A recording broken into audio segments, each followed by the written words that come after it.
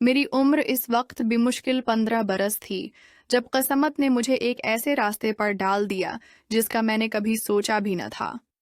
मेरा नाम एहसन था। मैं एक छोटे से गांव में पैदा हुआ जहां गुर्बत के साए हर कोने पर छाए रहते थे।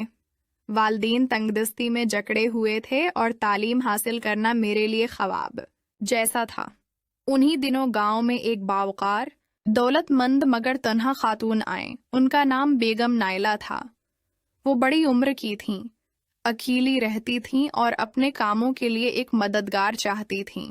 उन्होंने मेरे वालिदीन को राजी करके मुझे अपने शहर वाले घर ले जाने का फैसला किया। मैं खुश था कि कम उस कम घर के हालात बेहतर हो जाएंगे। शहर पहुंचकर मैंने पहली बार इतना शानदार मकान देखा। बेगम ने मुझे अलग कमरा दिया, अच्छे कपड़े दिए और वादा किया कि जल्द मेरा स्कूल में दाखिला भी करवा देंगी। मैं दिल ही दिल में सोच रहा था कि शायद खुदा ने मेरी दुआ सुन ली है। शुरू में मेरे जिम्मा छोटे मोटे काम लगाए गए और मैं दिन रात मेहनत करता रहा। मगर एक रात बेगम नायला ने मुझे अपने कमरे में बुलाया। वो थकी हुई लग रही थीं। उनके चेहरे पर हल्की सी सरखी और आंखों में अजीब सी नमी थी।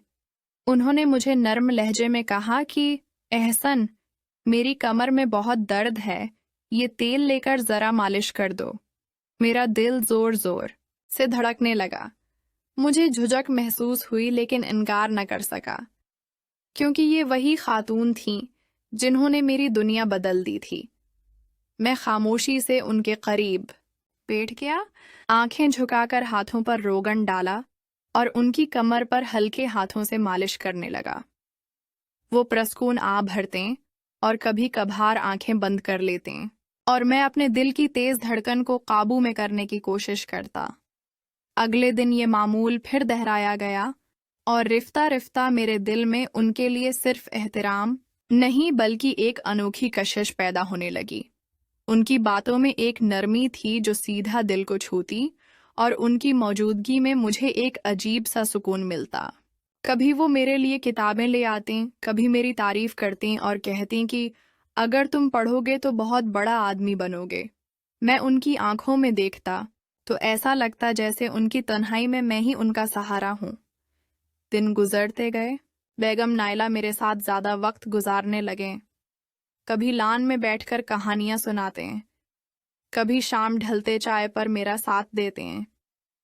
उनकी बातों में एक छिपा हुआ दर्द और एक नर्म सी चाहत थी जो मुझे अपनी तरफ खींचती थी। मैं चाहकर भी इस एहसास को नाम न दे सका, मगर दिल मानता था कि ये रिश्ता महज खिदमत गुजार और मालिक का नहीं रहा। एक रात जब मैं हसब मामूल उनकी कमर की मालिश कर रहा था, उन्होंने आहिस्ता से कहा, एहसन, तुम्हारे हाथों की गर्मी मेरे दिल को सुकून देती है। मेरा दिल एक लम्हे को रख सा गया। मैंने कुछ न कहा, मगर मेरी खामोशी ने सब कुछ कह दिया। इन लम्हों में कमरे की खामोशी, मध्यम रोशनी और उनका कुर्ब एक ऐसा माहौल बना देता कि वक्त ठहर सा जाता। मैं खुद को भूलकर बस उनके करीब रहने की ख्वाहिश करने लगा।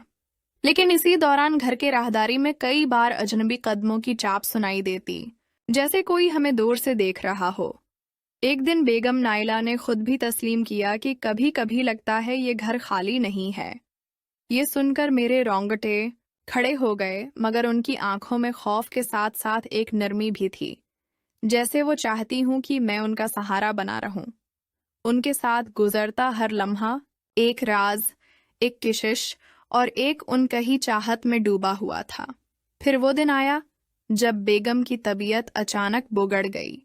उन्होंने मुझे करीब बुलाकर मेरा हाथ पकड़ा और धीरे से कहा, एहसन, अगर मेरा कोई बेटा होता तो वो तुम होते, मगर सच ये है कि तुमने मुझे बेटे से ज्यादा अपना महसूस कराया है।